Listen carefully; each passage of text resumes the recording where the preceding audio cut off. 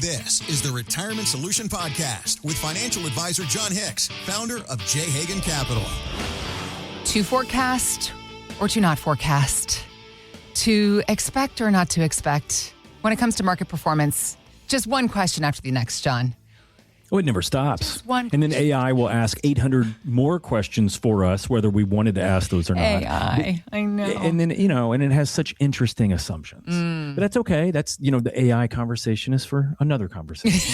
It's another YouTube Maybe channel for the next altogether. decade, or for the entire lifespan of my 16 and 11-year-olds, it probably will be discussed, ad nauseum. For the next decades and decades and decades. Listen, it's just one of those things. It's just part of life. Technological advancements and market strategy and all the other things that come at us day in, day out. But let's talk about the stuff that you know about, sir. If you are watching this YouTube video, then you have probably watched plenty of financial TV over the course of your investment life. You may have picked up on certain patterns. There does always seem to be a forecast and then a strategy that's built around that forecast. So Fox Business was recently asking wealth manager Eddie Gabor what he is expecting from the market over the next few months. And this is how Eddie Gabor responded. You should expect a summer correction, but I would be buying those hand over fist because the biggest thing I've seen here is people have missed this rally. It's been really hated. They continue to ask how much higher can it go? And this is a real earnings story. These aren't just companies that are fly by night. And if we get a gift of another summer dip, we will buy hand over fist because I think by the time we get to the end of the year, markets are going to be much higher and we're going to surprise to the upside on growth economically as well as earnings projections. So again, that was wealth manager Eddie Gabor. Buying hand over fist, John, sounds simple. Yeah, that's a different viewpoint than Eddie's had in the past. In the past, I've heard him a little bit more doom and gloom. So that's interesting. It's interesting. So, earnings, we have had some estimations and guesstimations, that earnings may be pretty strong, after the second quarter. We'll find out. We'll find out what that really looks like and just how earnings season is going to pan out. But that is interesting because, the biggest thing that he's talking about, buying hand over fist on a dip. The two things about that, right, it's kind of like it's market timing, right? It's the one thing that they try to tell all of us is a big no-no. Right. And you have to wonder, because, I've read a lot of really heady, genius investor stuff, and they talk, no, you can time the market. You can at least time how much you're willing to pay for an investment, whether it's an exchange-traded fund or a stock or whatever it is. You can time when you get in. Are you getting in when it's cheap or expensive?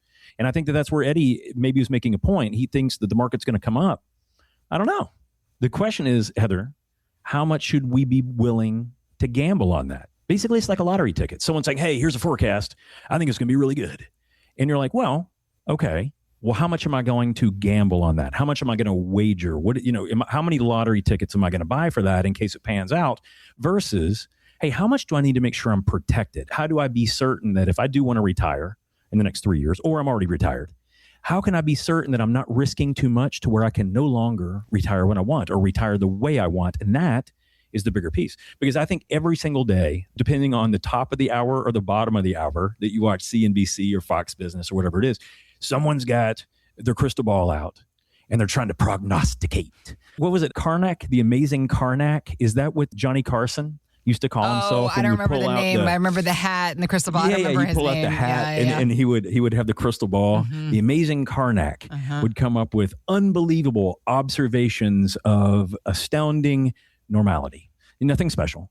But that's the whole idea about, forecasts. So it's, we'll see how it goes. We'll see how it goes. You brought up the idea of market timing. We don't want to be doing that, trying to jump in and out of the market. The obvious question is, why is that difficult for so many investors, particularly retirees? We could unpack that a little bit. I think that the bigger question that we need to be thinking about right now is, what do we need to know about our current market circumstance versus where we are, just getting close to retirement or already in retirement, and how do we properly manage those two spaces together? What a great point. So the two things we really need to hit on, number one is the reason that market timing is so difficult is you have to be right twice.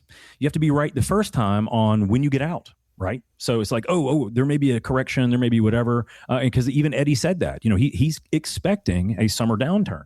So the question is, if you're trying to market time, you got to be right first on when to be out. Now, here's the secondary part. And this is what happened to so many people after COVID. So many people did not make the money on the COVID rebound because they didn't get the second part right. The second time they have to be right is when to get back in. Mm-hmm. And that's the problem, right? So let's assume you get it right. Let's assume that, and let's just go back to 2020. Let's assume you get it right before the market just absolutely went off a cliff when they announced COVID in March of 2020. Imagine that you had been out sitting on the sideline, okay? So you did that right. You got all that right. But the question is, how long were you out before you decided to get back in? Because the two major things, number one, you got to get it right twice. You got to get out and you got to get in. The second thing is the best days of the market. The best days of the market are often hidden right at the very beginning of a rebound, right? I think, and I got to look up at the statistic here. 76% of the market's best days, I'm going to say this again, 3 out of 4, 76% of the market's best days land in a bear market or in the very beginning of a recovery phase. Okay. So if all of a sudden you're looking at you got the amazing Carnax crystal ball and it tells you to get out and you did that and you have no losses, then the next question is, okay, what are you looking for as the signal to get back in? A lot of people say, well, John, when it gets back or when it gets to that point, but what does that look like? And I think it was the Supreme Court said, we'll know it when we see it. We don't know exactly how to put this in non-legalese, but we won't know it until we see it. But when we see it, we'll know. That's when we'll know. And that's the point. When do we get back in? Because most people, and I've talked to them, I've talked to thousands of people since 2020, and most of them said, yeah, hey, I didn't get too much of that punch in the face, but man, I didn't get that rebound. I didn't get that, when all those tech stocks just went through the roof and just kept on going and kept on going and kept on going, I wasn't in then. So that's the first piece. The second one is it's those bad days. Those bad days freak us out. It's when we often sell. So we're out, and then we don't get back in to get that rebound in the future. And then now, this is such an interesting period of time, right? It doesn't matter what anyone's political affiliation is. If you look at the current administration, the way that Trump does things, Trump can move the market in a nanosecond. He can do it by saying, hey, I was on a conversation yesterday with President Xi, didn't like what he had to say, so I told him to, he could go do whatever he wanted to do. And all of a sudden, the media will pick up on that and the market will be up 9% or down 9%, just depending on the day. Only Trump, he says, the only president in the history of the United States that can make a comment and it can move a market either direction on the drop of a hat, or in this situation, the drop of a soundbite, right? Mm-hmm. And so how do we know that we're getting in or out at the right time? That's a big thing, because a lot of those rebounds happen because he has said something. Well, we have no idea what he's going to say. Now, I think the one thing that every educated human being alive, including the president's own son, Donald Trump Jr., says, dad's dad. And we don't know what he's going to say. We feel pretty confident that when he says it, it's going to have impact and meaning for things that we want to do, but we really don't know. And I found that to be really interesting, because when that's the case, why would we want to be timing things? So if we do this correctly, here's what we want to do. We want to get the timing right once.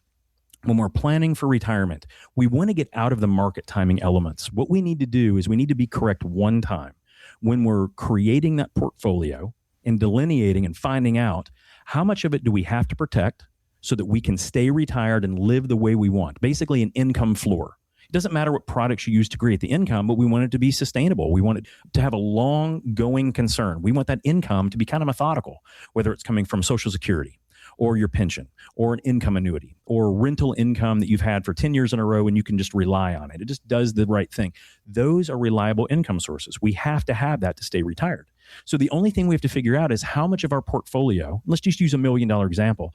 If we've saved $1 million, how do we protect enough of that so that even if the market does go down and stays down for a while, how can we be certain that we don't have to unretire or go back to work or find a different income source or just live at a lower standard of living? Because we don't want to do that, guys.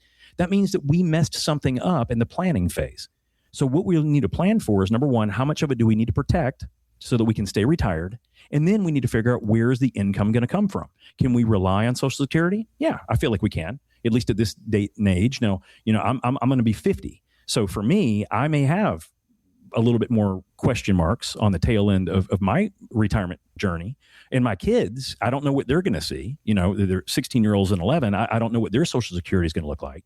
But if you're in your, late 50s, early 60s, 70s, I feel pretty confident Social Security is probably going to be fine for you. So we can rely on that. Well, what other income do we have? And most people don't have quality pensions anymore. So when we're looking at that, where's our income going to come from? Because if we can't get it all from Social Security and pensions, which are two often guaranteed or very sound income sources, where's it going to come from? If we're pulling it from our portfolio, that's why we can't have big portfolio corrections. And people that say, well, John, what about dividends? Well, great. So if you're getting a 4 or 5 or 6% dividend stream, fabulous. But what if that underlying equity goes down 45 or 50%? What are we going to do mentally? How are we going to react emotionally to stay with that anymore? Right? That's the whole thing. And I talk to people, all the time about UPS stock. UPS stock, unfortunately, over the past 5 years has lost nearly 50% of its value. Now, it's maintained its dividend for the most part, but it's lost 50% of its value, right? So the question is, where is that income going to come from? That is the second part of the plan. How much do we need to protect? So we make sure we get it right. Number two, where's the income going to come from? And then lastly, at least of the big three, how can we put more of that and keep more of that in our pocket and not have to give it all to taxation or give a tremendous amount to taxation, right? If we do those three things correctly, we really only have to time, and it's not market timing, we only have to time things once when we decide to implement that plan, right? And it doesn't matter, in my opinion, mostly about products used or stocks used or bonds used. That doesn't really matter. What bucket is it in? Is it is it done for the protection goal? Is it done for the income generation goal? Is it used for the growth part to defeat inflation in the back end? That part doesn't matter. So if we get the right plan, and what we're saying is, if we get the right plan together, what Eddie said by trying to forecast won't matter one stinking bit, because we will already know, hey, we're protected. We get our income. If it's a great period, sweet, we'll automatically make extra gravy from that. If it's a terrible time, hopefully it comes back more quickly. But realistically, our income is still fine. We know that we're protected and we're being tax efficient. Guys, that is what we need to be thinking about instead of the next amazing Karnak with his crystal ball trying to tell us what we should do next. Your retirement should be so much more than sitting there watching CNBC or any of the headline news channels trying to figure out what's happening with the market and how that's going to affect your plans for vacation this year or any of the years in retirement. Having this plan in place that John and his team can help you build out, that's what he wants to see for you. Not worrying about the markets, instead worrying about what you're having for dinner this weekend with your wife, That's your right. kids, and grandkids. Can we afford steak this week? That's or it. do we just need to deal with the chicken? Chicken's good.